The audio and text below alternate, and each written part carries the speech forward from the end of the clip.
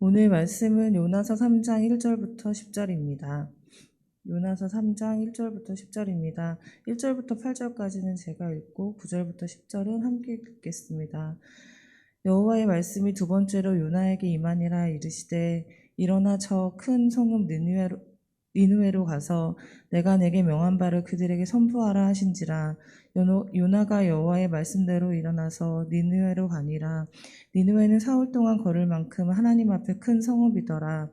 요나가 그 성읍에 들어가서 하루 동안 다니며 외쳐 이르되 40일이 지나면 니느웨가 무너지리라 하였더니 니느웨 사람들이 하나님을 믿고 금식을 선포하고 높고 낮은 자를 막론하고 굵은 베옷을 입은지라. 그 일이 니느웨 왕에게 들림에 왕이 보좌에서 일어나 왕복을 벗고 굵은 베옷을 입고 제 위에 앉으니라.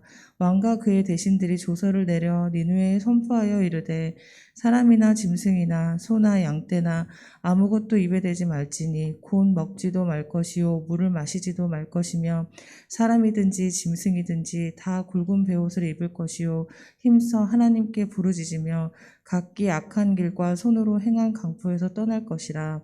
하나님이 그들을 돌이키시고 그 진노를 그치사 우리가 멸망하지 않게 하시리라. 그렇게 아는 줄을 누가 알겠느냐 한지라. 하나님이 그들이 행한 것 곧 그 악한 길에서 돌이켜 떠나는 것을 보시고 하나님이 뜻을 돌이키사 그들에게 내리리라 말씀하신 재앙을 내리지 아니하니라. 아멘. 함께 인사하겠습니다. 아시레 아시레. 오늘 우리는 요나서 3장 1절로 10절까지 말씀을 통해서 니느웨를 긍휼히 여기신 하나님이라고 하는 주제로 함께 말씀을 나누려고 합니다. 요나서는 짧지 않은 4장으로 구성이 되어 있는데 이스라엘 백성이 아닌 이방인들에게 선명한 관심을 하나님께서 보여주신 책이다라고 하는 것을 알게 됩니다. 요나서를 함께 살펴보면 요나보다는 니느웨 백성을 구원하시려는 하나님이 어떤 분으로 계시되고 있는지에 대한 관심을 우리가 가져야 할 것입니다. 이 요나서를 통해서 무엇을 말씀하시려는지 살피기 위해 우리들이 갖고 있는 요나서에 대한 편견을 다 내려놓는 작업이 먼저 필요합니다.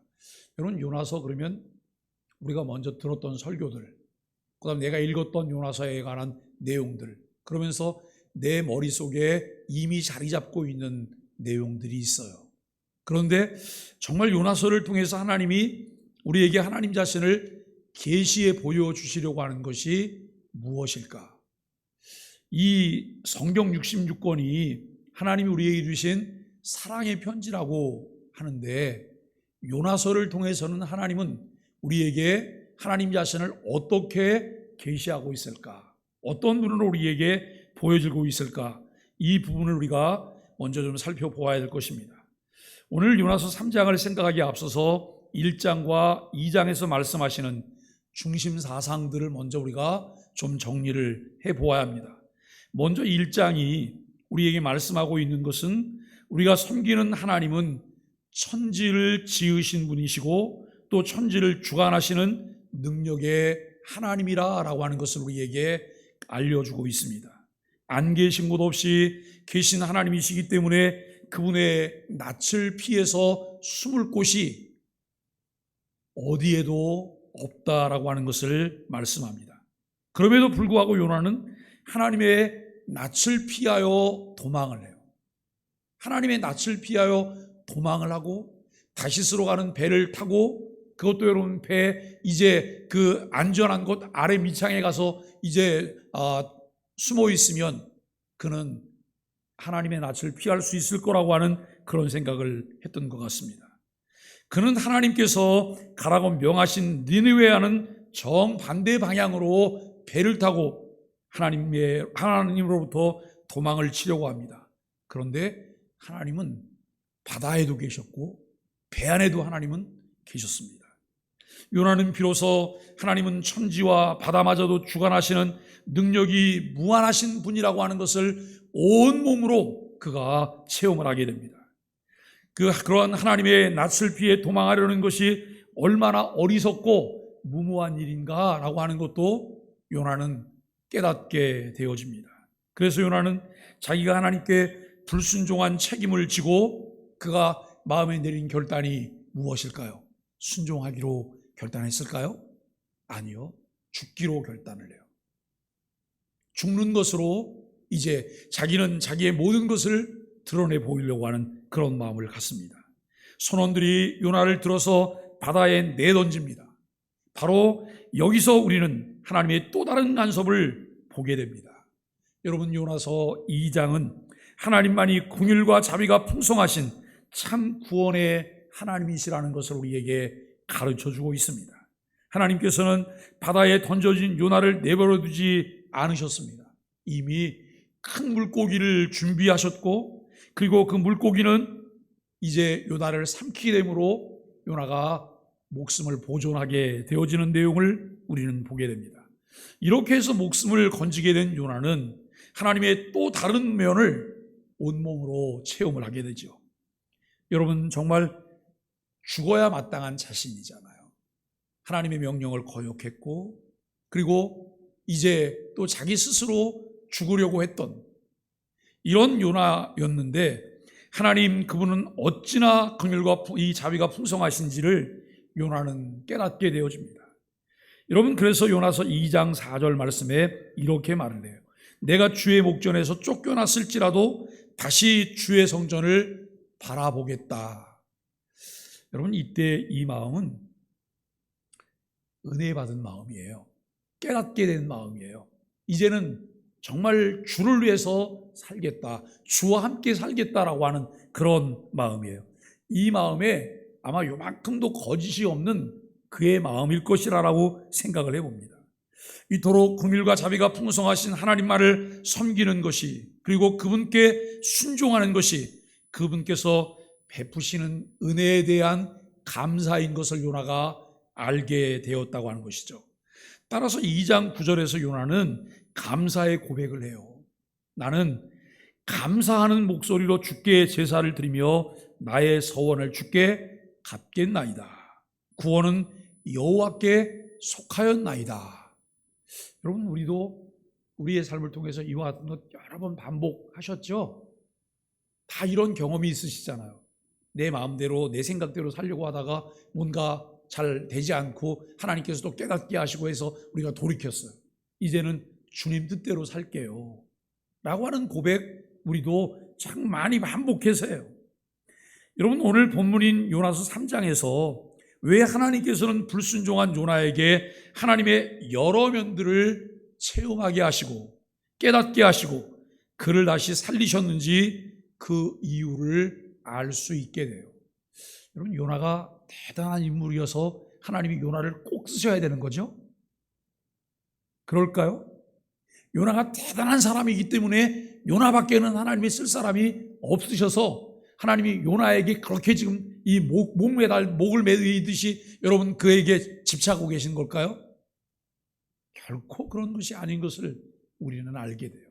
하나님은 마땅히 찬양을 해야 될 사람들이 찬양하지 않으면 하나님이 무엇을 통해 찬양을 받으세요? 돌들을 통해서도 찬양을 받으세요. 하나님은 내가 마땅히 그 일을 감당해야 됨에도 불구하고 여러분 그 사명을 저버리면 하나님은 다른 사람을 통해서 그 일을 이루세요. 나를 통해서 내가 무엇을, 나만 무엇을 내가 안 하면 안 될 것이라고 하는 이 생각은 내 생각이에요. 하나님은 하나님이 하세요. 하나님은 그 하나님이 사용하시는 도구가 무엇이든 하나님은 관계가 없으세요. 그런데 때때로 우리가 착각 속에 빠져요.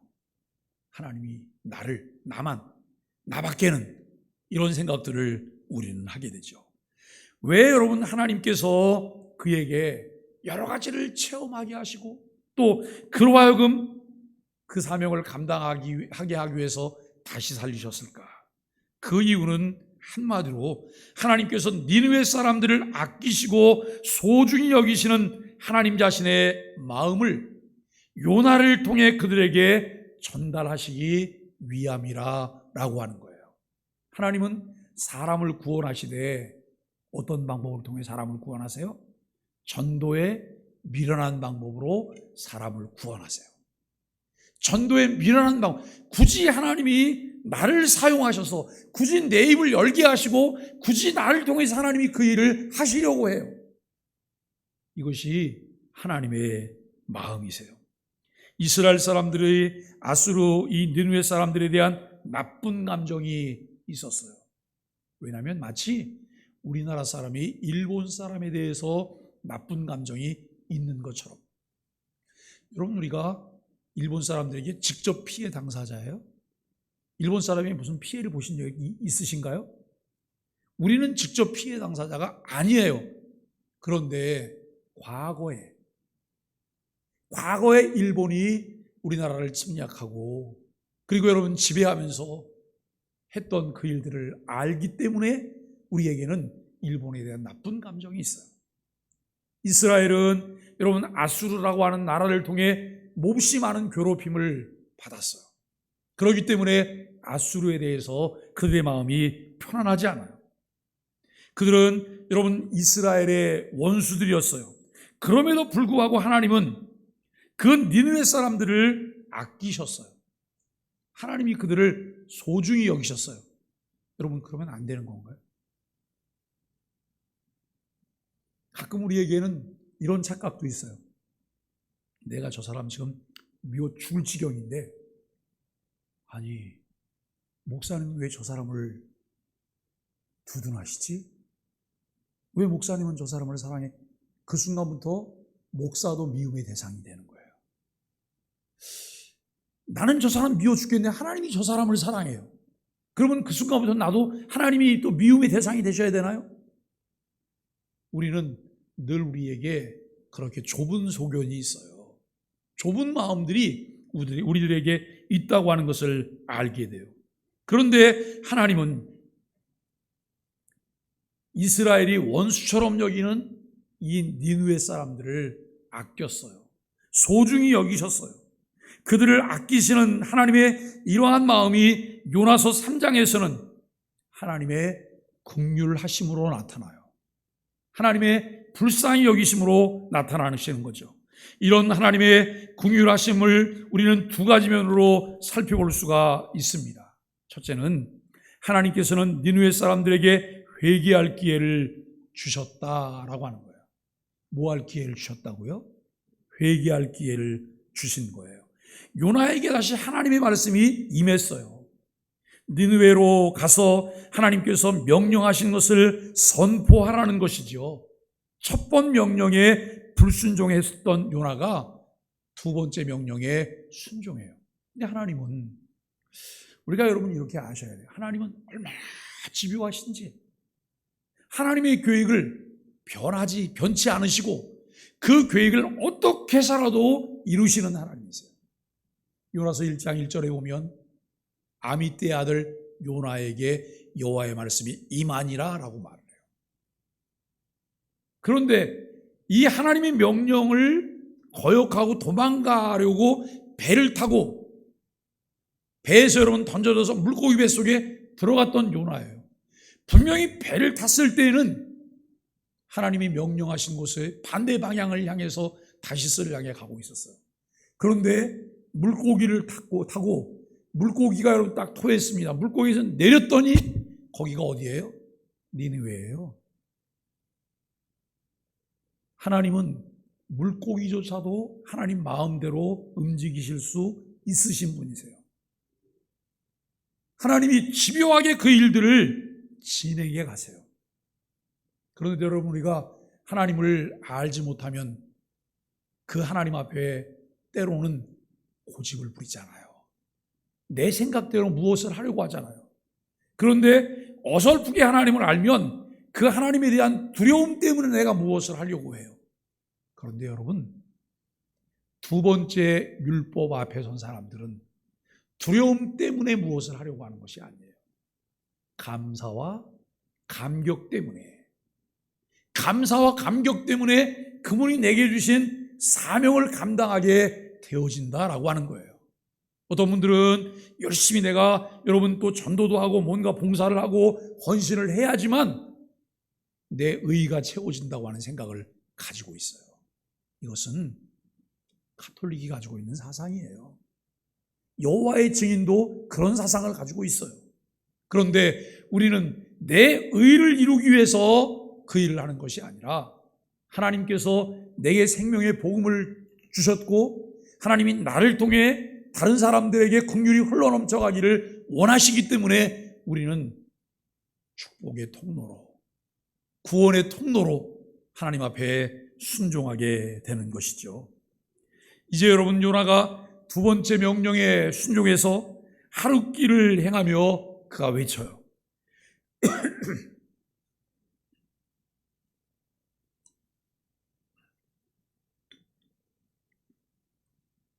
요나는 하나님께서 명하신 것을 그들에게 선포해요. 그 내용은 이런 내용이죠. 40일이 지나면 니느웨가 멸망합니다. 40일 후면 이 성이 멸망합니다 라고 하는 그런 내용입니다. 심판의 소식을 알리게 됩니다. 여러분, 요나서 1장 2절 말씀에 보면 니느웨 사람들의 죄악이 얼마나 큰지 그 악독이 내 앞에 상달하였음이니라 라고 말을 해요. 하나님은 의인들의 기도만 들으시는 것이 아니에요. 고통당하는 이들의 비명소리를 하나님이 들으세요. 압제당하는 자들의 아픔을 하나님께서 보고 계세요. 그런데 이 니느웨 사람들의 악독이 얼마나 죄악이 컸던지 그것이 하나님 앞에 상달되었다라고 하나님이 말씀하셨어요. 니느웨는 당장 하나님의 심판을 받아 마땅할 만큼 죄악이 가득해 있었습니다. 그럼에도 불구하고 하나님께서는 요나를 명해서 전하게 하신 말씀은 당장 지금 쓸어버리겠다는 말씀이 아니에요. 당장 심판하시겠다고 하는 말씀이 아니에요. 40일이 지나면 니느웨를 멸망시키겠다고 하는 유예 기간을 하나님이 두셨어요. 참 하나님은 묘한 분이세요. 하나님은 우리처럼 성격이 급하지도 않으신가 봐요. 노아 때 온 세상이 죄악이 가득 찼음에도 불구하고 하나님은 노아에게 배를 만들라고 하고 방주를 짓는 동안 노아는 많은 사람들에게 끊임없이 하나님의 심판 소식을 전하게 하세요. 그래서 사람들이 듣게 하고 돌이킬 수 있는 기회를 갖게 하시는 것을 알게 됩니다. 그런데 노아 때는 노아의 가족 8명 외에는 그 전달되는 하나님의 심판 소식에 반응을 보인 사람들이 없습니다. 사실 여러분, 이 니느웨 사람들의 죄악의 극악함을 볼 때에 하나님께서 그들을 당장 멸하시는 것이 타당하지요. 그렇게 하심이 하나님께서 자신의 의로우심을 더 드러내는 길이라고 생각을 해요. 우리가 여러분 드라마를 보다가 이런 상황이 연출되면 주인공이 그 자리에서 모든 것을 결단내는 걸 보면 우리 마음 가운데 무슨 마음? 시원하다, 바로 그거야, 이런 마음이 우리에게 들지 몰라요. 그런데 하나님께서는 그런 방법을 택하지 않으시고 기다리심을 통해서 하나님이 요나 선지자를 보내셔서 심판을 통고하실 필요조차도 없지만 심판을 예고하시고 전하게 하시고 유예 기간을 두세요. 그것은 왜 그럴까요? 하나님의 성품 중에 긍휼하심이라고 하는 성품 때문이에요. 긍휼하심, 오래 참고 기다리시는 하나님의 성품 때문에 그렇게 하신다는 것이죠. 하나님께서는 싫어서 도망치는 요나를 찾으셔서 그를 가르치시고 깨닫게 하셔서 심판의 내용을 니느웨 사람들에게 전하게 하셨습니다. 40일간의 유예 기간을 두심으로써 하나님께서는 그들에게 회개할 기회를 주셨죠. 이렇게 하신 이유가 무엇일까요? 단 한 가지예요. 니느웨 사람들을 아끼고 소중히 여기시는 하나님의 마음, 하나님의 긍휼하심 때문이라는 거예요. 그런데 참 이상하죠. 그 하나님의 마음, 하나님의 긍휼하심이 내게 임하면 우리는 무한히 하나님께 감사하며 하나님을 찬양해요. 그런데 내가 싫어하는 사람에게 그 긍휼하심이 임하면 내 마음이 불편해서 견딜 수가 없어요. 왜 그럴까요? 내가 하나님을 믿지만 하나님의 성품을 온전히 담지 못했기 때문이잖아요. 그러죠? 하나님의 성품이 내게 온전히 내 안에 새겨졌다면 우리도 하나님과 똑같은 마음을 가지고 내가 싫어하는 사람, 나를 싫어하는 사람도 우리가 대할 수 있을 것입니다. 여러분, 두 번째로 하나님께서는 니느웨 사람들이 회개하자 진노를 돌이키셨다고 하는 것이 5절로 10절까지 말씀이에요. 40일 후면 니느웨가 멸망당하리라고 하는 요나의 외침에 요나가 기대하지 않았던, 요나가 상상하기 싫었던 일들이 여러분 일어났습니다. 하나님을 모르던 니느웨 백성들이 하나님을 믿었다라고 5절에서 말해요. 물론 이 말은 우리가 오늘날 하나님을 믿은 것처럼 그분을 예배하고 섬긴다고 하는 의미에서 믿었다고 하는 뜻은 아닙니다. 그 말의 뜻은 그들이 적어도 자기들의 죄악을 심판할 분이 계시며 그분이 40일이 지나면 이성을 멸망시키리라고 하는 요나의 외침을 사실 그대로 믿고 받아들였다는 거예요. 우리가 여러분 길을 가는데 이정표가 하나 보여요. 학교 앞 30km 카메라 있음 이런 게 보여요. 그런데 우리가 여러분 그걸 무시하고 그냥 60km로 달렸어요. 결과는 참담해요. 얼마 후에 종이 쪽지가 한 장 날라와요. 과태료 통지서예요. 과태료만 내는 게 아니고 거기에는 벌점도 부여될 수도 있어요. 여러분, 이정표가 있는 것은 이정표가 있으니 위험 표시면 위험 표시에 답게 우리가 조심해야 된다라고 하는 것을 알려주는 거잖아요. 오늘 우리는 참 이 백성들을 보면서 이 백성은 그 말을 듣고 그 말을 그대로 받아들여요. 40일이 지나면 이 성이 멸망할 거래 행동합니다. 백성들이 금식을 선포합니다. 모든 백성들은 누구나를 막론하고 베옷을 입고 회개하기 시작해요. 아주 적극적인 행동을 이들이 취하기 시작해요. 왕도 이 소식을 들었습니다. 그가 왕이 평상시에 입던 예복인 조복을 벗고 베옷을 입고 제위에 앉아 회개하기 시작해요. 그리고 왕은 온 성에 조서를 내요. 조서의 내용은 사람이나 짐승이나 모두 금식할 것, 이것이 첫 번째예요. 두 번째, 회개의 표로 베옷을 입을 것, 선명하게 태도를 취하라는 거예요. 세 번째, 힘써 간절히 여호와께 부르짖을 것. 네 번째, 악한 행위와 죄악에서 떠날 것. 회개의 표신, 완전히 돌아서는 모든 액션을 이들이 다 취하는 것을 보게 돼요. 니느웨 백성들이 온통 하나가 되어 잘못을 회개하며 하나님께 간절히 부르짖었습니다. 이렇게 하면서 하나님은 그들이 하나님께 기대한 것이 무엇일까요? 우리가 여러분 9절 말씀이 그들의 기대를 말해주고 있어요. 9절 말씀을 풀어서 설명하자면 이런 의미입니다. 하나님께서 우리를 긍휼히 여기신다면 진노를 그치셔서 우리를 멸망치 않게 하실 줄을 누가 알겠느냐. 우리말 성경에 보면 뜻을 돌이키시고 라고 하는 말로 되어 있어요. 그런데 하나님께서 우리를 긍휼히 여기신다면, 하나님이 우리를 불쌍히 여기신다면 진노를 그치고 우리를 멸망치 않게 하실 것인지 누가 알겠느냐라고 이야기해요. 이 구절에서 잘 알 수 있는 바와 같이 그들이 하나님께 기대하는 것은 하나님께서 자기들을 불쌍히 여겨주실 것, 즉 하나님의 긍휼이었다고 하는 것을 알게 돼요. 10절 말씀은 니느웨 사람들의 기대가 어떻게 되어졌는지를 우리에게 알려주고 있습니다. 하나님께서는 그들의 회개함을 보셨습니다. 그들이 악한 길에서 돌이켜 떠난 것을 보셨습니다. 그리고 그들에게 내리실 진노와 재앙을 하나님이 돌이키시죠. 그러나 여기에 우리가 놓쳐서는 안 될 중요한 사실이 하나 있다는 것을 깨닫게 돼요. 10절에 뜻을 돌이키사라고 하는 말은 좀 더 정확하게 표현하자면 불쌍히 여기셔서 또는 긍휼을 가지시고라고 하는 말인데요. 이 말을 통해서 우리는 하나님께서 진노를 돌이키신 이유를 알 수 있습니다. 하나님께서는 니느웨 사람들이 회개함을 보시고 진노를 돌이키셨습니다. 그러나 하나님께서 진노를 돌이키신 근본 이유는 그들의 회개함이 아니에요. 그들의 회개함이 아니에요. 하나님 자신의 긍휼하심 때문이라는 거예요.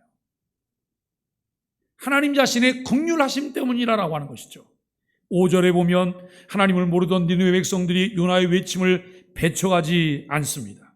하나님께서 요나를 통해 전하신 심판의 말씀을 믿습니다.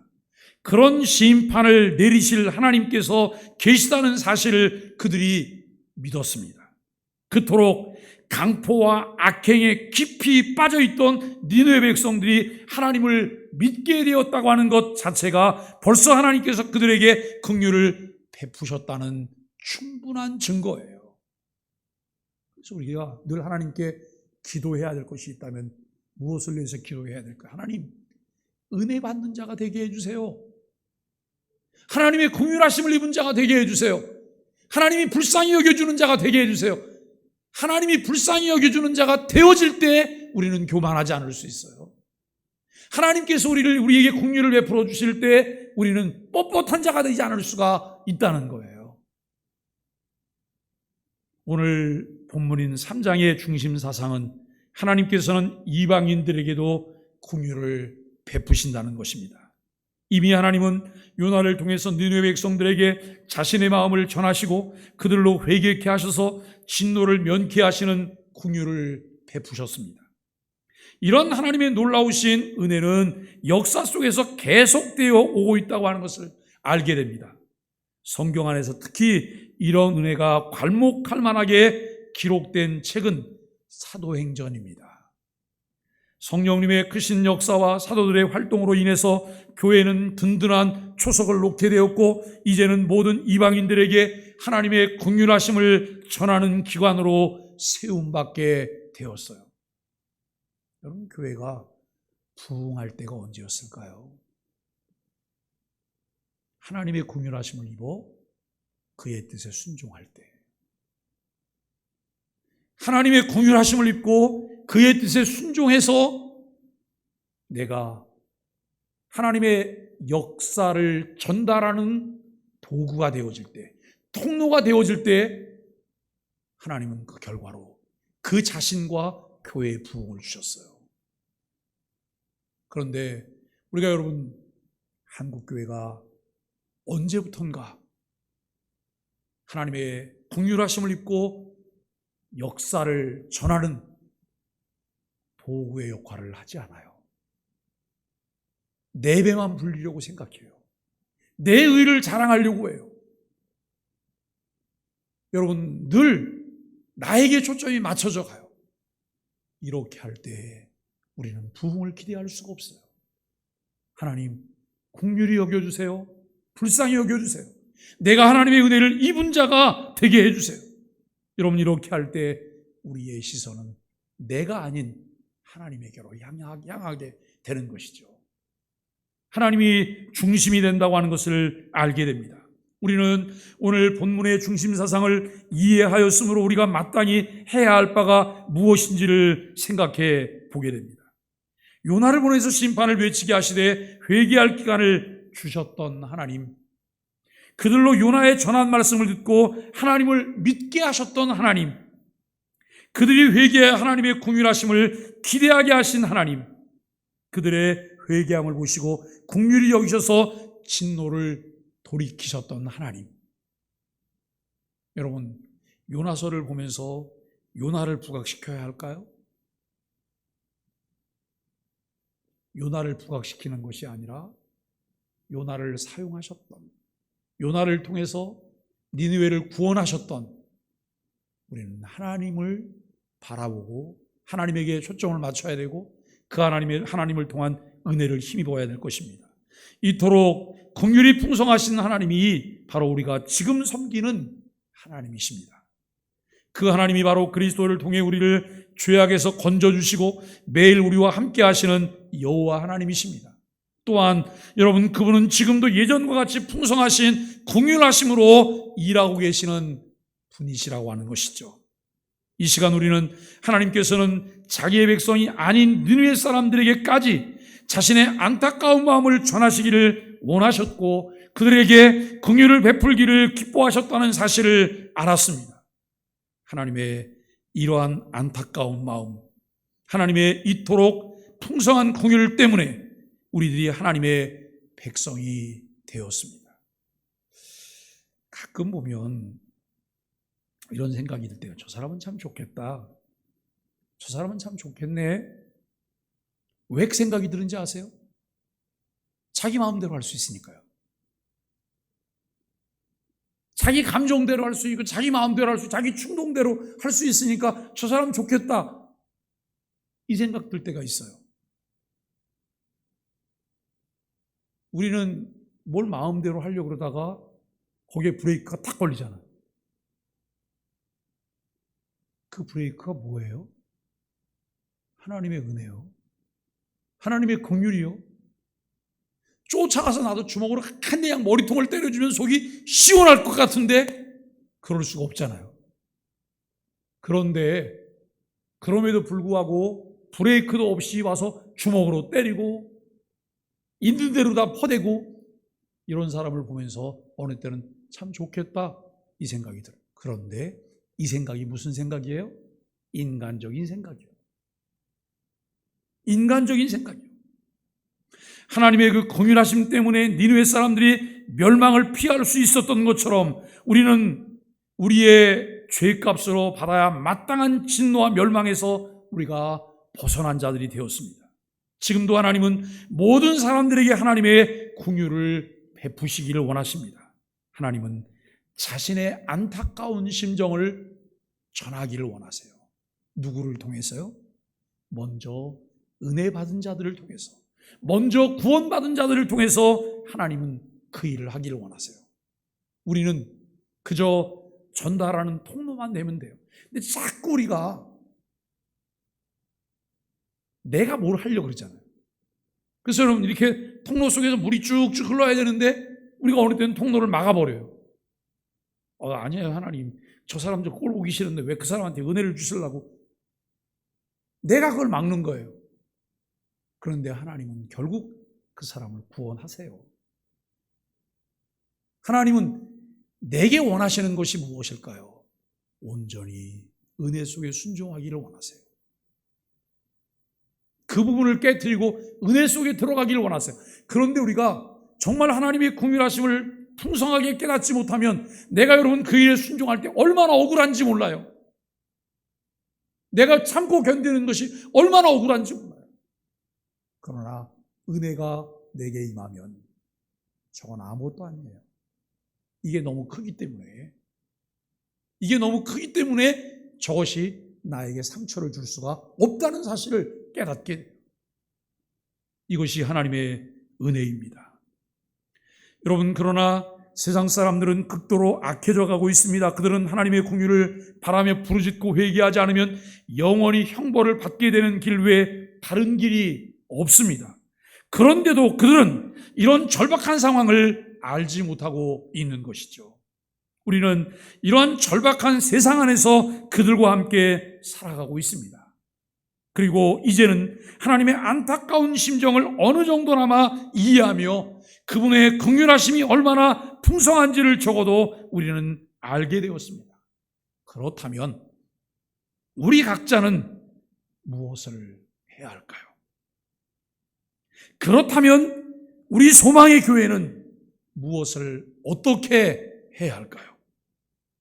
예수님께서 우리에게 주신 대위임 지상 명령을 기억해야 합니다. 예수님이 생존에 계실 때 그분이 이렇게 말씀했어요.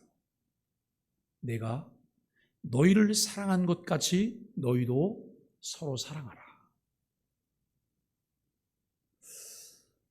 근데 이거 참 어려워요. 좋아하는 사람 사랑하는 거는 어렵지 않잖아요. 그런데 싫어하는 사람, 나에게 해를 끼치는 사람 사랑하는 것 너무나 어려워요. 그래서 우리는 선을 넘지 않으려고 해요. 저 사람을 미워하지는 않되 사랑하지도 않아요. 이로써 여러분 그리스도인으로 최소한 나를 지킨다고 생각해요. 그런데 하나님은 절대로 우리에게 그걸 원하지 않으세요. 하나님이 내게 주신 사랑이 그런 사랑이 아니잖아요. 아들도 아끼지 않고 우리에게 주셨던 그 하나님의 사랑이 우리 마음에 부은 바 되었기 때문에 그 사랑을 느끼고 누리며 살라는 거예요. 그저 조금 이렇게 흘러넘칠까 말까 이런 상황에 살지 말고 하나님의 그 관용이 흘러넘치는 그 삶을 살라는 거예요.